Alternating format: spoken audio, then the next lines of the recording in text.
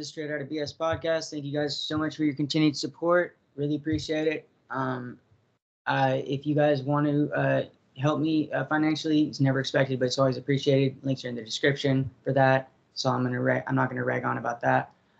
Please make sure you're liking the videos, leaving a comment on them, and if you're not subscribed, then please subscribe. If you support my work, subscribe because it really helps the algorithm, and hit the notification bell. That would just really help the algorithm. Trying to get these stories out to as many people as I can, and it's kind of hard to break out of just like the T.T.I crowd and like push it towards the general public. So I'm trying to like get it in that algorithm, so in a way where it's pushing it out to the general public too. And so yeah, I want to do a moment of silence for the person still struggling with intrusive thoughts or addiction or anything like that. So on the count of three, I'm going to do a moment of silence. 1, 2, 3. Okay, thank you for that. And without further ado, I want to go ahead and introduce my guest for the day. Go ahead and introduce yourself and where you went and what years. Okay. Do I include my last name or just? If you want okay. to. My name's Joleen, and I went to Crosscreek Manor from, if I can remember exactly, I believe it's August 8th of 96 to July 5th of 97. Okay. It's just a month of being there for a year. Okay. And walk us through your childhood a little bit and what led up to you being sent away. I was a really good kid. My sister and I, she's 2.5 years older than me, we got along really, really well. We were always complimented. I always had good behavior at school and everything. I think it all started with just that I struggled in school. And I believe that it was ADD. Undiagnosed. And I went to a lot of schools. I've been to a lot of schools, including an elementary school. So we were always picking up and moving. My mom was always trying to get to better neighborhoods. So, I didn't have any roots, and I wasn't doing well in school. And as a single mother, there weren't a lot of boundaries at our house with my mom. If I got grounded or something, oh, you're grounded for a week. By the next day it was over. So I think, and ever since I can remember, very, very small, I remember I couldn't imagine finishing high school. I couldn't imagine. I was struggling so much in school. I just, by the time I got to 8th grade, picked up, at a brand new school again. And I was so lonely for so many years. And I just decided I was going to do whatever it takes to make friends. And that meant, if I had to fall in with the wrong crowd, I was going to fall in with the wrong crowd. That was a clear thought that I had in my head. So I was going to do whatever it took to make friends. Because, I guess I was unhappy with the way, the direction things were going. But in my personal life, I always thought I was very happy. It was very peaceful growing up with just my mom and my sister. My mom didn't date, so it was just, we always got her full attention, and we went camping during the summers. And I thought back then our family was closer, so there were family gatherings and all of that. And so in my personal life, I was very happy. But when it came to school, I was very unhappy. Okay. And was it undiagnosed? It was undiagnosed. That was part of what got me into Cross Creek was, I was lied to. And my mom told me that I was going to go and get tested for ADD and get treatment for it and stuff. And I remember feeling so relieved. Like, I was 14, so it's like I couldn't really show it, but I was really excited. I was very happy. Something was finally going to happen, and I was going to finally get help, Mm-hmm. We show up, and, okay, we're here, and there's some big guys outside of the car, and they're acting very weird, and it was confusing. And then we went inside the building, and I started seeing girls in uniforms, and I'm like, okay. And I remember I was really immature. I didn't think I was going to be there for very long. I don't know what I was thinking, but I do remember thinking, oh, this is going to be a great story to tell my friends when I get back home. They're going to think I'm so cool. You know, I'm such a badass. They took me upstairs and put me into a room with some other girls, and they started to do some kind of orientation. When they told me that my mother was leaving me there, I flipped out and started banging my head against the wall. And some staff members came inside and said that if I continued to do that, they were going to restrain me. And so I'd grown up with no physical violence. And so it was very easy to physically intimidate me. So I cooperated. And I know by the next day that attitude that I have, that rebellious, I don't give a crap, fuck you, that whole thing was gone. Like they broke me overnight. Okay. What do you remember about, or first of all, were you transported? Your mom brought you up there, sounds like? My mom drove me there, yeah. Okay. Were you referred to the program by anybody, like a school or any counselors, anything like that? How did your mom find out about the school? I don't know. That's one of the questions I wish that I could ask. Unfortunately, she took her life about, I think. Sorry to hear that. I start to wonder if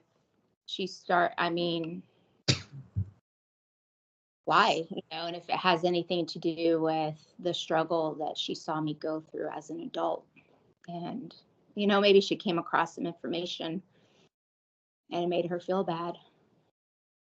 Yeah. I don't know. Yeah.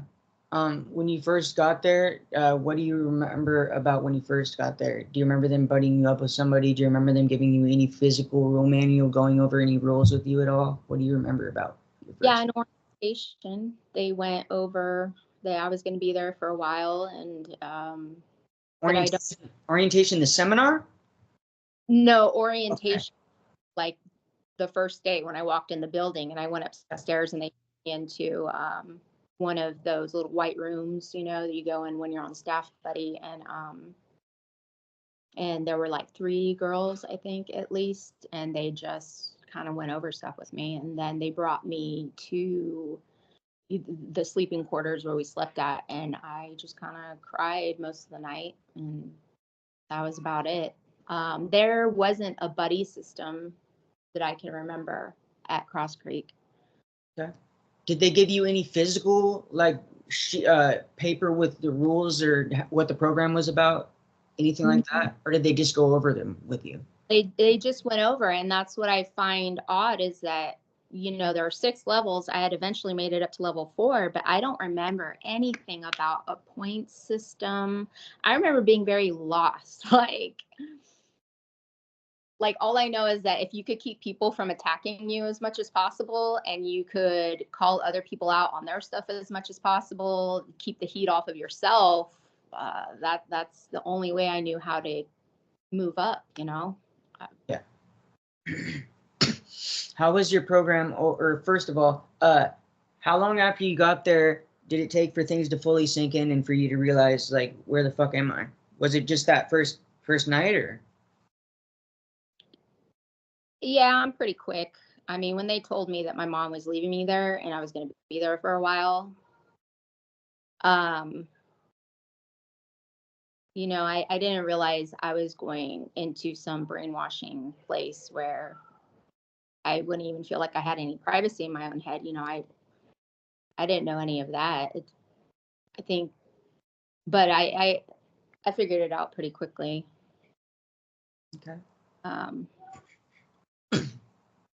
But I think it was at least 2 or 3 months before I actually did a seminar discovery. I got kicked out my first time. And do you remember what for? Not being real, not being open enough. Okay. But I don't know how they assess that, but I know that it's like every time somebody got up, like there was some kind of chair or something you'd have to stand on, and then like the whole room's dark and there's like a light on you, right? and they're grilling you and trying to get you to tell them all your deepest, darkest secrets. And I was scrambling. I'm like, oh my God, what do I say? Because all the girls that were before me already said everything, and nobody's allowed to repeat what the last person said, you know? And so it was very nerve-wracking, you know, like trying to know what the right thing was to do, what to say. And I was being real with them, you know. I know that I came out and told them, like, I'm here because I've always struggled in school. And they're just like, that's bullshit. Were you ever forced to, or made to feel like you were forced to admit to things that you'd never done before? Absolutely.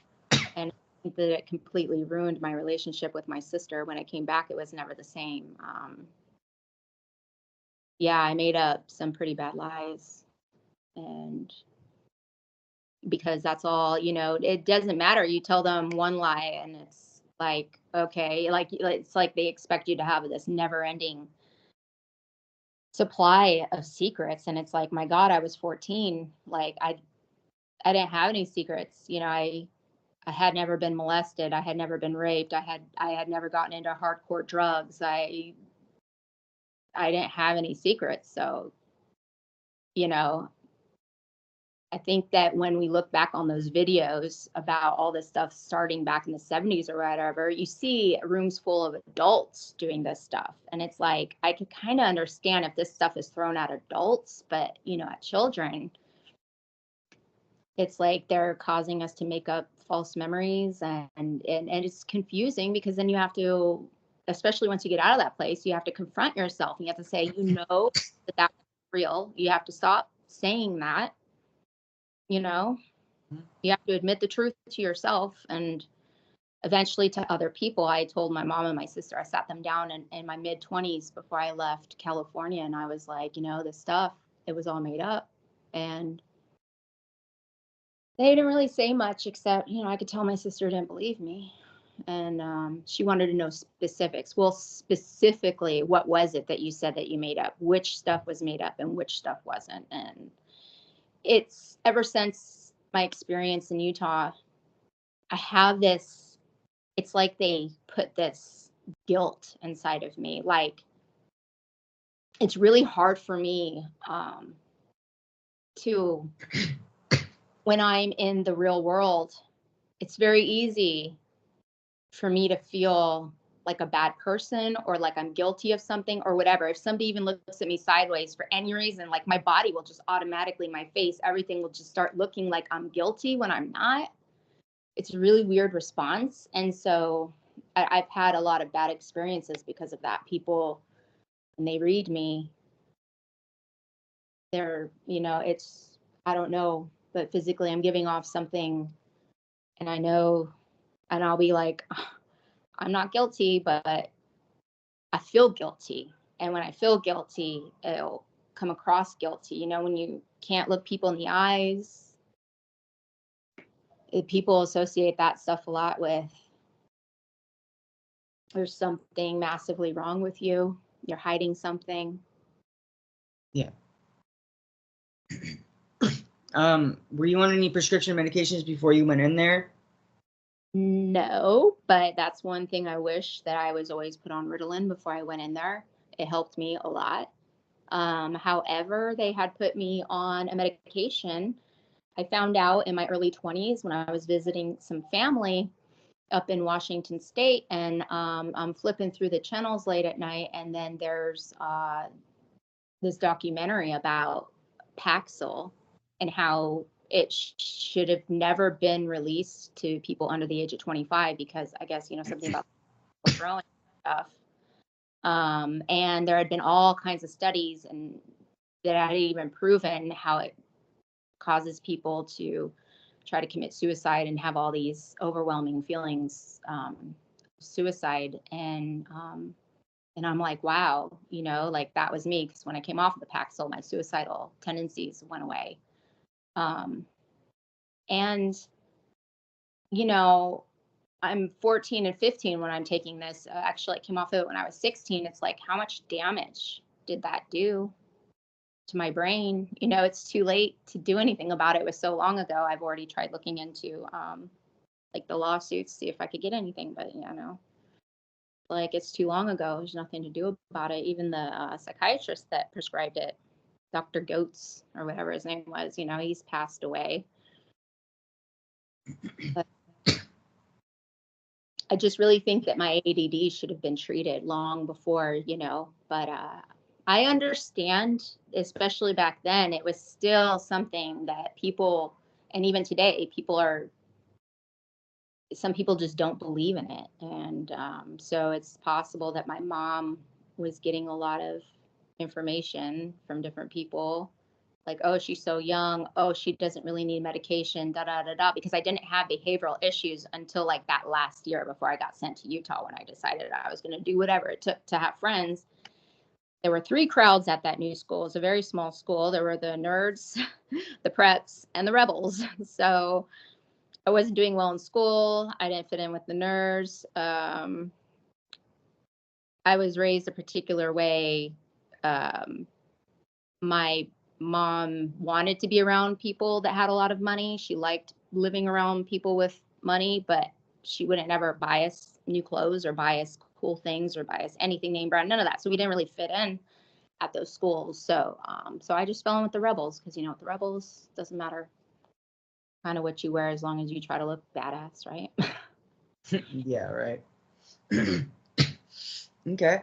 How many seminars did you make it through? 2. I don't even remember what the second one was called, but I made it through the. Was it? I'm sorry, what? Was it Focus? Yeah. Yeah, Okay. that sounds. Okay. And go ahead. I tried through all the paperwork from that stuff when I was 25 before I left home, and I had a total meltdown, which caught me by surprise. Like, I had no idea I was going to have that reaction. And I just opened it up, and, you know, I'm trying to figure out what is really worth keeping, you know, and man, I just had a total meltdown. So now I still have all that stuff, and I'm going to go through it. Okay. Do you by chance remember your I am statement? No. Okay. Do you remember what your stretch was in Focus? Where they had you like act out like a certain thing. Where I was like Ricky Martin, living La Vida Loca. Some people had to do like the fuck, I can't remember the other ones. Yeah. There's like the butterfly one where you had to be a butterfly, and I remember that the most. I think it was kind of like the thing they did on the last day, right? Yep. And so they had asked me earlier in the seminar who my idol was, or, you know, my role model. And I'm like, I never had a role model. I never had an idol. I don't look up to people or things or whatever. Now I know that I my role model was my sister, but back then, you know, I didn't know. So I was just like, okay, you know, you got to get something or they're going to kick you out of here. So I'm just thinking, man, I wish I was Arnold Schwarzenegger, because I could kick you know, I could beat these, I could get out of here if I was that strong. So I was like, okay, yeah, Arnold Schwarzenegger. And then, so they gave me Richard Simmons. And when they told me Richard Simmons, I had no idea who he was. And everybody was like, ah, and laughing. And I was just like, okay, like I had to pretend that I knew who he was. Because again, I was afraid if I said I didn't know who he was, they were going to get pissed at me and kick me out. So I figured, okay, if he's the opposite of Arnold Schwarzenegger, then, you know, I kind of figured it out, you know, like kind of be the opposite of Arnold Schwarzenegger. So I was, you know, acting flamboyant and loud and funny and all that. So I still pulled it off. Okay. And do you remember the lifeboat process? Which one? The lifeboat process, where they had you choose to live or die. You had to vote, people live or die. That sounds familiar, but I don't really remember it now. Okay. And what level did you make it to in the program? 4. I made it to 4th level. And I remember that, okay, so August, September, October, December, January, February. So my birthday was like 7 months after I got there. I was on level 4. I and it was my birthday. And, you know, I've been racking my brain trying to remember what it was I got this write-up for. And it constantly, like, what comes back is my shoes were untied. So on my birthday, I got written up for something really small, like my shoes being untied. It was so small. It was something that I would never normally get written up for. Before that, I had only had one write-up the entire 7 months, and I knew that it was bullshit. And I didn't know that there were cameras. I wasn't expecting that there was anybody keeping tabs on me. And so I had crumpled it up and I had thrown it away when I thought there was nobody around. And immediately confronted me with that. And I lost my level, and I was put on staff buddy for the next month. But I ate the shit out of my birthday cake. I was always hungry out there. So, now I think about it, I'm like, oh my gosh, I probably look so selfish with how I shoveled that cake in my mouth, even though I just got in trouble. But I was so hungry out there. I was just like, I'm eating my cake no matter what happens. And they still gave it to me. So. Okay. And so you were junior staff there, correct? You had to contact lower levels? No. Okay. Maybe I was on level 4, maybe 2 months at the most. Okay. And what was the stupidest thing you ever got a consequence for? That would have to be it. Okay. That thing that happened on my birthday. Okay. Yeah. And how was your program overall? Was it easy for you to get points? Was it hard for you to get points? Did you try to get points but got consequenced all the time? How was your program overall? I felt like it was very hard, very difficult. Did you feel like you were targeted at all? After I dropped from level 4, absolutely. I never made it off level 1 again. Okay. But you would say, I didn't mean to cut you off, but you'd say it was difficult overall? Yeah. I just, again, with my ADD or whatever I've had since I was very young, it's always very difficult for me to understand what's going on and what, how to do things. I've always found myself part of the crowd growing up where when the adults finished talking, I have no idea what they said.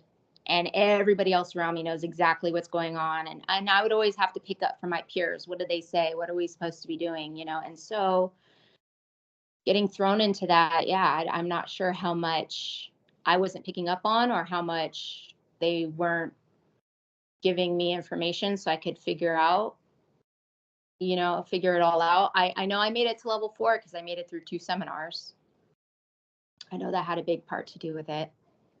And then I don't know how they knew that I was going to throw that write-up away, but I knew that if, I could have lost level 4 anyways for that write-up, or if I had one more after that, I was going to lose it.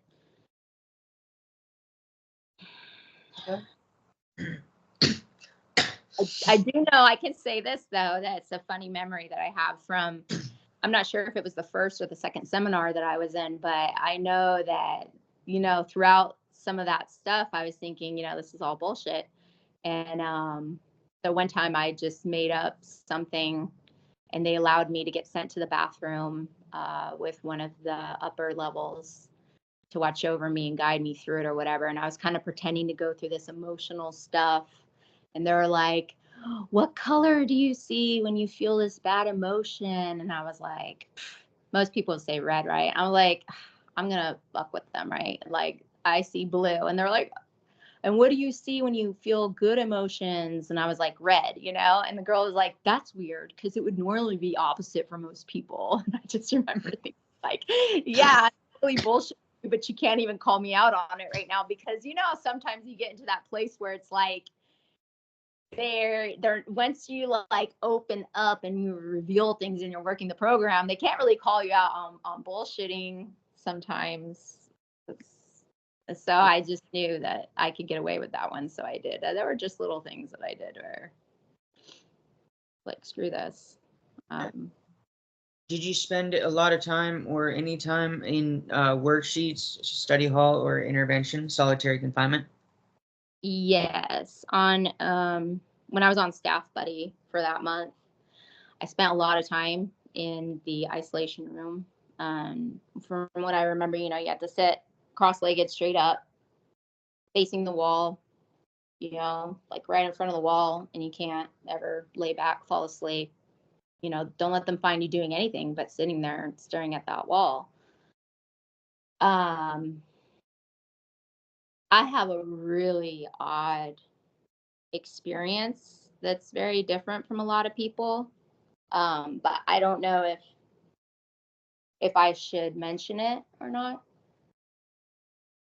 You can if you want to.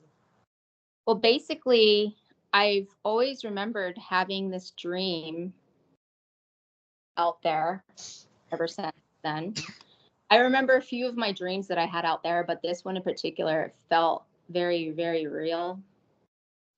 And so anyways, there's these little things that have happened over the years that have drawn my attention back to that dream.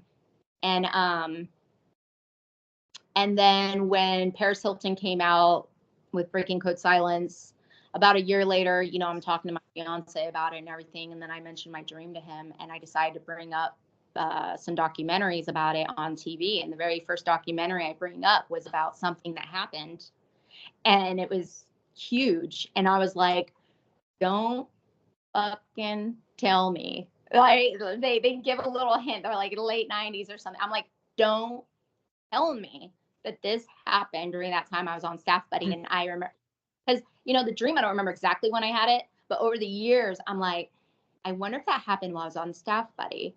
And then this documentary came out. So basically what it is the biggest UFO sighting happened out there. Phoenix, Arizona is mainly where it was caught at. In history. Phoenix Lights? The Phoenix Lights? The Phoenix Lights, right. And I was on staff buddy during the Phoenix Lights, and I had a dream that we were visited. And I remember, I don't remember his last name, but Ron, the head guy of that whole facility, big, tall, bald dude, always trying to be the most intimidating person there. He ran the show and everything. I remember everybody was standing out in the grass, and they were just like they were like frozen, paralyzed, just standing and staring straight forward at some really very, very bright light. And I remember walking past him and looking at him like, you fucking asshole, look at you. You think you're so tough. Look at you, can't even move now. You can't do anything, And that's about it. And so it's just odd. And some people, I've mentioned this in the, they think, oh my gosh, you must have experienced something really traumatic during that time to make up that memory. So hey, either something really traumatic happened and that's the way my brain processed it, or something really strange happened. But I find that unique to my story. Yeah, that's very interesting. How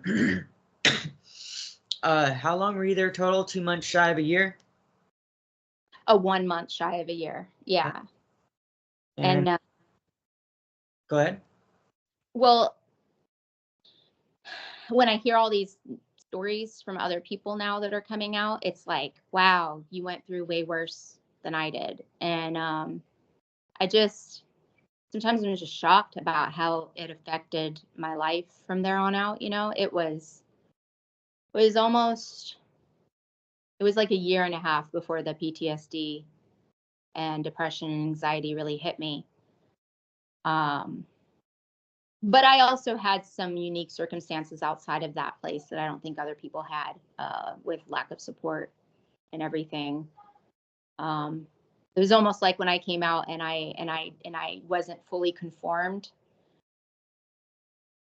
My family just dropped me. They're just like, okay, you're worthless. You're nothing. Like, I don't know where I was going with that. It's fine. Let's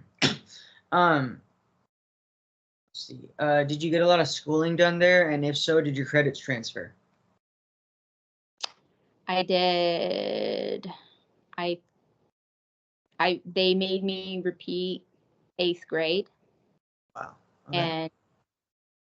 And then I did 9th grade. I believe. I finished 9th grade there. So I believe I was in 10th grade when I got out. I never went to a real school until I turned 17. I went into some kind of like sobriety little rehab high school when I got out of there. It was, maybe 20 kids at the most. I was there for about a year. Were you referred from Cross Creek to there? How did you end up there? Probably. I don't know. It's called the Hope Institute. It was in Costa Mesa, California, a very small place right off the highway. I'm not sure if my mom found that on her own or not. My mom, she was into IT. My mom, she was very tech savvy, extremely. Okay. And so one of her greatest talents is research, being able to research and find information, especially information that other people can't find. That was her big talent, and she always chuckled at herself because she was always the one to fix the computers or do anything technical in our family, or even at her job. And people would always be like, how did you do that? And she would just laugh to herself like, I'm good. So I don't know. She may have came across it on her own or not. I do know that after that, it was constant AA. My mom took me to AA meetings all the time. And the thing is that when I came back out of the program, I was put right back into the situation that I came out of. No real boundaries, no real clear expectations. It was just, again, I was out until 2 a.m. Before Utah, my curfew was 2 a.m, sometimes 12 a.m, something like that, but it stretched out to 2 a.m. It was growing up in Orange County. I don't know. There's a lot of parents out there that just give their children a lot of freedom, and that got a lot of us into trouble because the kids that had the most freedom were the ones, hanging out with each other and getting into trouble and everything. So it's like, I look back as a parent now. I have a 13-year-old, I would never allow him to go out till midnight or 2 a.m, especially on a weeknight. That's just asking for trouble. Your kid might get into some stuff that they shouldn't get into. It's like with the children, you should have a curfew and, bedtime and structure. And so I do know that as soon as I came back, I left in July, right? So school hadn't started yet. And so my mother allowed me to just start hanging out with my sister again. And I remember I was so convinced that I would end up back in Utah that I was just like, fuck it, I'm going to lose my virginity. I'm not going back to that place as a virgin. And, that's another thing I look back on a lot. How would it have been losing my virginity if it wasn't for that? Because I lost it. I was drunk. It was with a jerk that never talked to me again after that. And it could have been special, it could have been something better. But I felt like such a baby, like I didn't belong in that place. And I remember before I got sent there, I was the only virgin out of all of my friends. And I was just like, I'm just not going back a virgin because, you never know if it's going to be until I'm 18. It was like I took the opportunity to make choices for myself, and I was given the freedom to do it. Yeah. What was the hardest part about you being at Cross Creek, and how did you deal with it when you were there? The hardest part would have to be that every day, them trying to be in your head constantly, Yeah. Because it's like, how could that place mess my life up so much? I was only there 11 months, and my stories aren't as horrendous as some other people's. I didn't get restrained and stuff like that I can remember. But somehow I just stopped wanting to be around groups of people. I just stopped caring. I cared about being lonely and not having friends, but at the same time, it was like I saw there was too much immaturity and, people doing things for acceptance, people doing things because they don't know why they're doing things. And I can maybe see why they were doing things. It was just like I couldn't hang out with people my own age because maturity wise, I just wasn't there with them anymore. And you know, after Utah, they had really taught me, like, don't do things for acceptance, right? And so, you know, I kind of agreed with that, I guess, over time. Like, I shouldn't have to do anything for acceptance to have people in my life. And so I stopped trying to do things for acceptance, and it became very lonely after that, you know? No, I don't. So yeah, just, I think it's the every day, all day long. Like we all say, like, if we were in a psych ward or if we went to jail, it would have been better because they're not trying to get in your head all the time, you know? Yeah. Okay.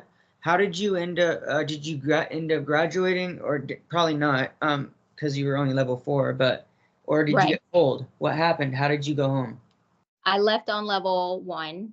I stayed on that after I dropped from the 4th level. I was like, this is all bullshit.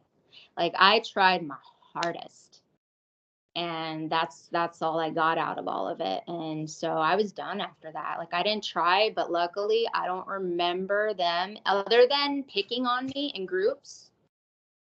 You know, I don't remember anything really bad happening. Like, it happened to other people. I don't remember Ron coming in and attacking me or doing anything physical to me, or my therapist, or anything like that. I was just used as a stepping stone for other girls to just kind of pick on so they could work their way up the levels. And you know, and then when I got pulled, it was a surprise. And you know, I just started looking back on my last day there, July 4th, and about how one of the staff members paid a lot of attention to me and was playing, we were playing hack sack, and we're having a great time. You know, we had a really good time. And now I'm like, you know, looking back on it, they were just trying to get me into a good mood, you know, and get me be all smiley and get my, I was probably really very depressed. So they were trying to uplift my mood because they know that my mom was going to see me the next day. It worked. Do you remember them trying to hook you up with a life contract? Or at home? No, because I never made it that far. Okay. I think my mom, she was really smart, and she started picking up on that there was something wrong, you know. But I'll never know. I never know because I can't ask her. We never got to talk about it. Okay. I do know that after that, I struggled for years, and that every week we would get together, and every week, whether we were at a restaurant or we were at home, I would cry. I was always crying. And sometimes I would tell them I don't know why I'm crying, or sometimes I would tell them I'm really scared of the world and I don't know what to do or how I'm going to make it, or, you know, or I would tell them I'm really lonely, and they would try giving me suggestions. Well, find people that are like you, go and do these things, and you'll find people with common interests. But what I couldn't say then that I can say now is that even if I wanted to do those things, I couldn't because of the PTSD, and I didn't know I was suffering with it. It was my stepson who I finally learned about PTSD. His mom was really bad.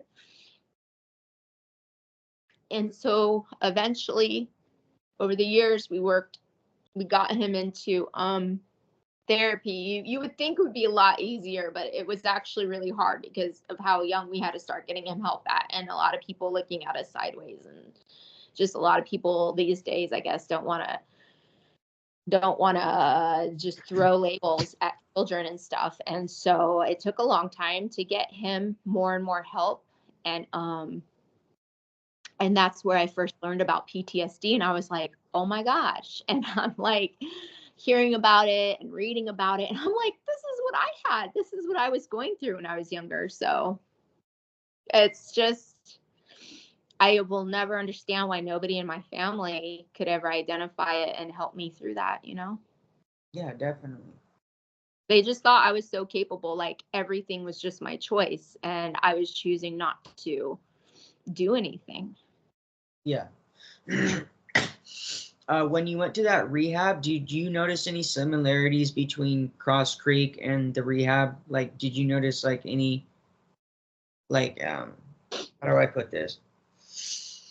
When I went to rehab, there was like culty stuff that I noticed that was like the program. So like, did you notice anything like, for example, when I went to rehab, like we would all in the morning, we'd have to line up in a line and like walk in a straight line into this room. And then we'd have assigned seat and we have to sit in a specific spot. And then we'd have specific people up front, like saying a certain speech, and they'd be like leading for the day. And just like, that's kind of similar to the program where just like the structure and just having us all in a room and having us have to all follow rules. Did you notice any similarities between the rehab and Cross Creek? No, it was a rehab high school. Okay. So no, it was just like they dropped us off in the morning and, you know, we got to smoke cigarettes because where I grew up, there was this big idea that if you allow children to smoke cigarettes, then they're not going to go and do worse things, right?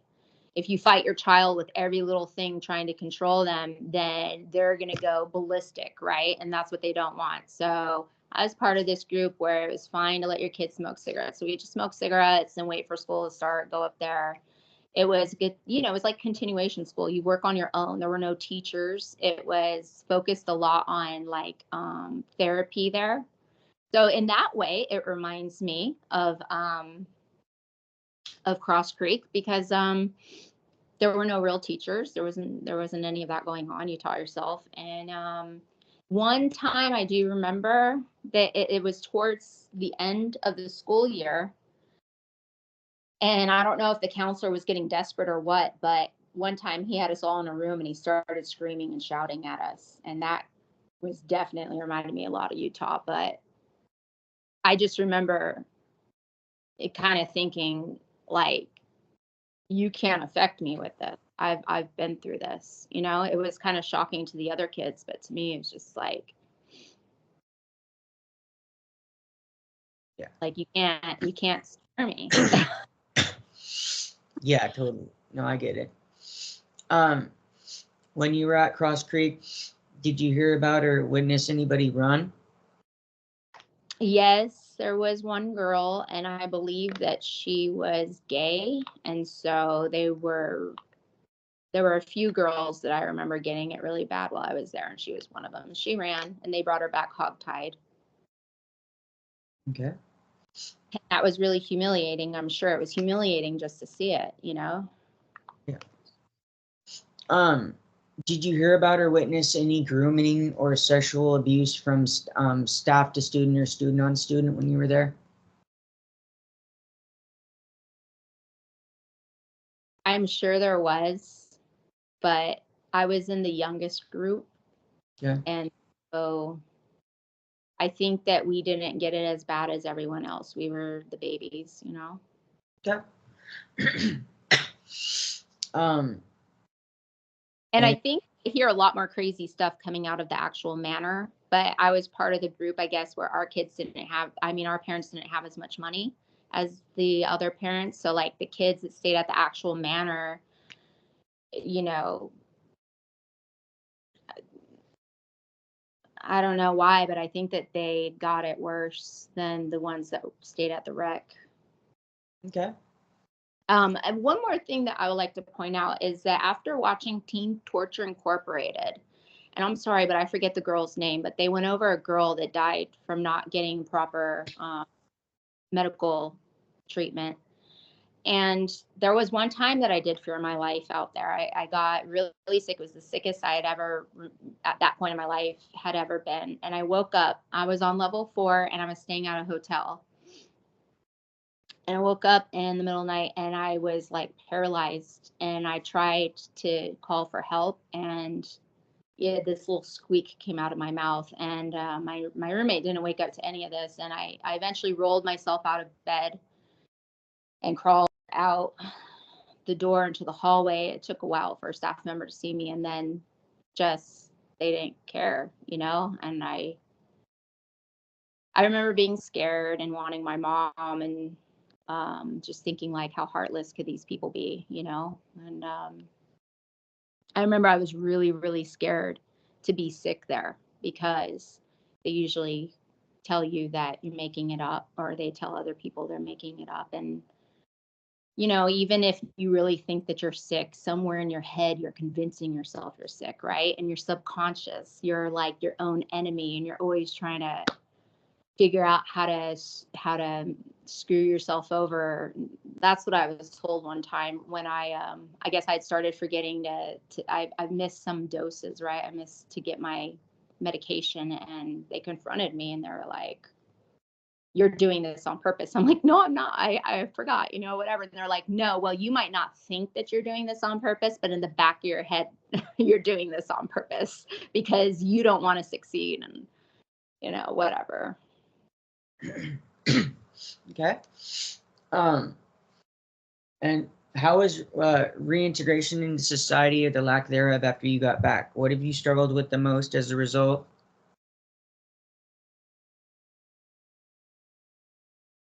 Social skills, just being able to talk to other people, look at other people. It was really, really hard when it first hit me when I was 17. It hit me the month I turned 17. And I also don't know how much of that was because I was suddenly had just came off of Ritalin and Paxil. I had a really, really hard come down from that stuff. I was really, really sick for like a month. After that rehab high school, I continued to go backwards because of the lack of structure and rules and all of that in my life. And so I continued to go backwards. And where's I going with that?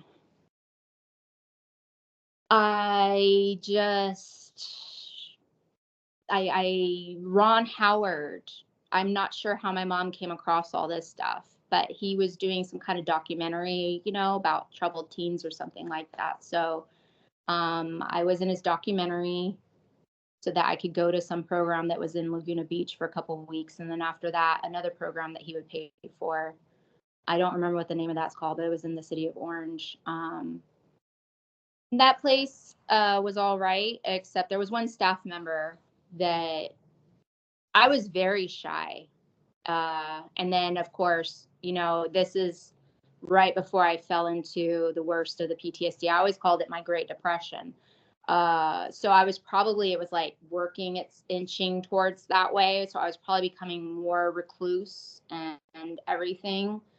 But they'd be like, "Oh, she just thinks she's so perfect and she's a movie star and she just thinks she's a princess and all that stuff." And it really hurt my feelings and whatever. And I was like, this is bullshit. So I ran away from there. And when I ran away from that place, I came off the drugs and I had some friends take care of me because I couldn't even walk. And then after that, my mom just dropped me off in the ghetto with my dad. And then that's when the PTSD and the depression and everything really hit me. And I tried to go to that school and I couldn't do it because of that social anxiety suddenly that just hit me. And yeah, it was basically, I don't know what would have happened to me if it wasn't for my best friend at that time, because he would come over and he would make me get out of the house. And I really didn't want to leave, but, I had to fight my way through that. And the weird thing is that Utah also gave me the tools to fight my way out of that. So it's like they created the condition, but I used a lot of the shit that they taught me to get myself out of all of that, to push myself out of that. And that's actually something that I've heard other people say, that, they suffered, but yet they used the tools that they were given there to get through it. And just things like I had to force myself to look people in the eyes and stuff. But it's still hard to this day. I still avoid eye contact. And it makes me come off really strange. People, they'll look at me odd most of the time. Like they can tell there's something going on with me. Definitely. So yeah, ever since then, what could my life have been like if I could function normally? Yeah, definitely. I loved people. I still do love people. It's just I love and I hate them now. Yeah, no, I totally feel it. See, If you could go back in a time machine and not go through Cross Creek knowing what you know now, would you do it, and why? Yeah, that's a good question that I know a lot of us struggle with. I was extremely immature, and I think falling into depression and PTSD helped me grow up very quickly.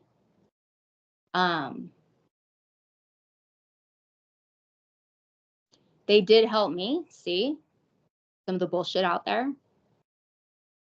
And that, I shouldn't care for other people's acceptance and all that kind of stuff. I don't remember fake it till you make it. I don't remember that at all. I remember that in AA, and I remember my mom saying that to me at some point. And I remember telling her, I'm like, Utah would never teach us that. They were all about teaching us to be real and da da da. They would never tell us to fake it to make it. So it's really surprising to me when I hear these documentaries and I see podcasts where people mention that a lot, because I don't remember that. And what was the question again? I'm sorry. If you could go back in a time machine knowing what you know now and not go through Cross Creek, would you do it? Well, yeah, because I would want to know how my life could have been without that place. Okay. But I was always naturally spiritually curious, but I was raised with absolutely no religion, no spiritual talk, nothing at all whatsoever. I remember in 5th grade, they brought like what is it called? Like a trailer, not trailer, but they brought an RV to school, and they were like, okay, if you can skip class for like an hour, and you can go and you can like do this Bible study stuff out there if you want to. And so I was like, heck yeah, like I would do anything to get out of class. This was in 5th grade. And I went, and the stuff that they were teaching, the stuff that they said, I'm like, this is not God, fuck this, And so I ended up going back to regular class. I didn't even finish that. But I had always been very naturally extremely spiritual. And, I'm not sure how long it would have been. I think that Utah or CCM definitely caused me to become more spiritual at an earlier age than I would have otherwise. And for that, I'm grateful because it's like I found God. When I fell into my deep depression, my PTSD and all that, I became completely paralyzed. I couldn't do anything but cry all the time. Like, even when I opened my first bank account, my best friend George had to be there with me. And it's like this lady would talk to me, and of course I'm like so scared. I'm like shaking. This lady's looking at me. She expects me to understand what she's saying and everything. But I was so overcome with the PTSD, I guess, because I couldn't hear anything she was saying. And I would have to look at him, and he would repeat everything she was telling me. And then I could answer, And so it's like there were a lot of bad things, but I'm glad that I knew that God had picked me up at that time and carried me through those next 5 years of my life. I wouldn't have made it without my spirituality, which I might not have found without that experience. So, or at least that early in life. And I know how immature I was. And I don't like to think of some of the dumb decisions I might have made. But again, a lot of it could have been avoided if there had been structure in my life, Okay. I I totally get it. What do you think would have helped you instead of being sent away?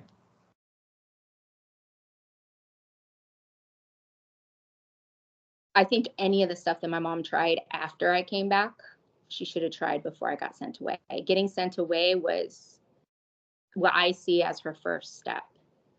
And it was, even from what I hear, everybody that I've heard from about it all told her not to do it. And so it's like, it sounds like everybody knew how bad it was, Mm-hmm. Because back then the boot camp stuff was on TV a lot, and on these talk shows. And my mom was really into all the talk shows, so she could have gotten some of this stuff. You know, she was into Oprah and Dr. Phil and all this kind of stuff. But Dr. Phil, I think, might have came out like after I came back from Utah, like right after.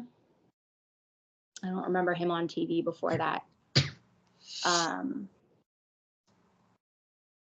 I just think when she did try getting me help, I remember going to like psychiatrists and they would ask me stuff, and it was really hard for me to talk to them because I was so young. You know, you don't really know what to say, and you try to come off as normal as possible. You don't know how to tell people about your struggles at that age. You know, I didn't know how to tell him. I mean, I did. I tried telling him, yeah, I struggle in school and I struggle, you know, around people. Like I don't have a lot of friends and stuff, but that's all comes down to perspective. I mean, it could be because I didn't have any roots anywhere. And didn't have enough help with school and didn't have enough structure and rules outside of school. Because my mom, she wouldn't even come home from work until 9, 10 o'clock at night. I remember sometimes I would be crying and crying, staring out the window just because I didn't think mom was going to come home, you know? No, I totally get that. How's your relationship with your parents? Have they seen the program? Have you told them how this place affected you? Where are you with your parents? My dad died recently, a few years ago. But I don't think that any of it would have really mattered to him. Well, when I moved in with him when I was 17, he saw my report card, and I had gone from getting straight F's to straight A's. But it was also, I was on ADHD medication, and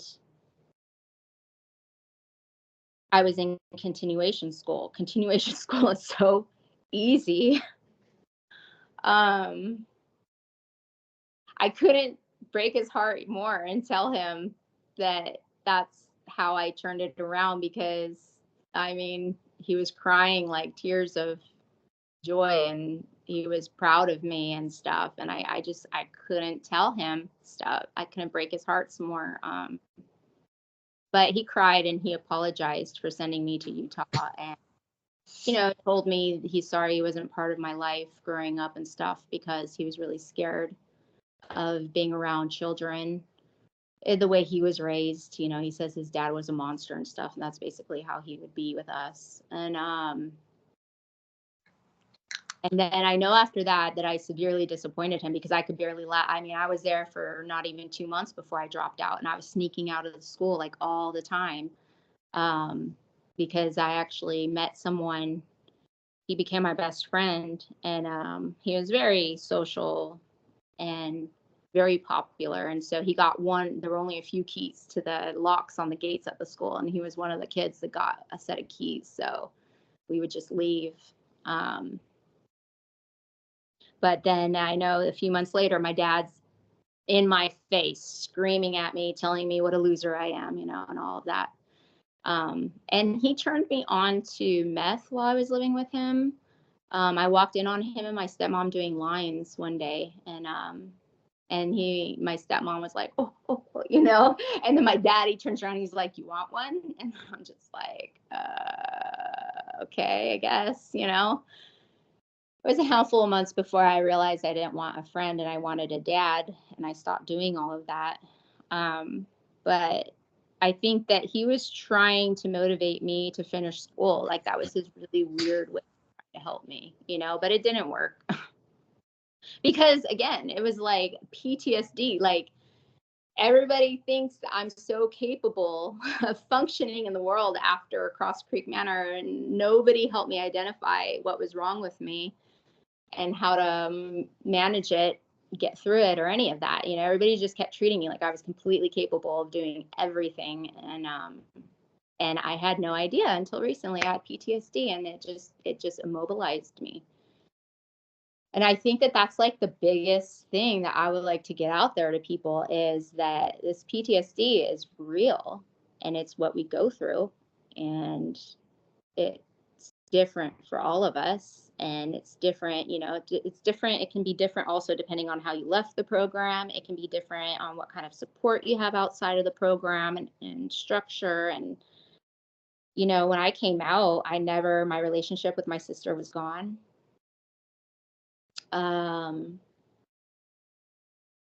And my relationship with my old friends were gone because my mother moved again to another city so that I wouldn't be around any old faces. And it was like my life just started over again, and suddenly I had all those issues to contend with. And you know, over the years, you know, as 18, 19, 20, 21, 22, over those years, I know that there were these few times where my sister said, sounds like you have PTSD, or it sounds like that place was like cult-like, or, you know, she would say these things. And now I'm like, I look back and I'm like, well, if you knew these things, you know, why were you trying to help me through this stuff? Because I didn't know what to think about anything, you know? Yeah. No, totally.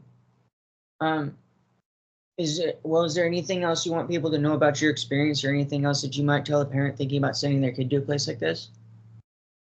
Yeah, my best friend's mom asked me once if she should send him there, and I was like, no, I wouldn't send my worst enemy there. You know, like, it's not going to help, and she didn't do it, luckily.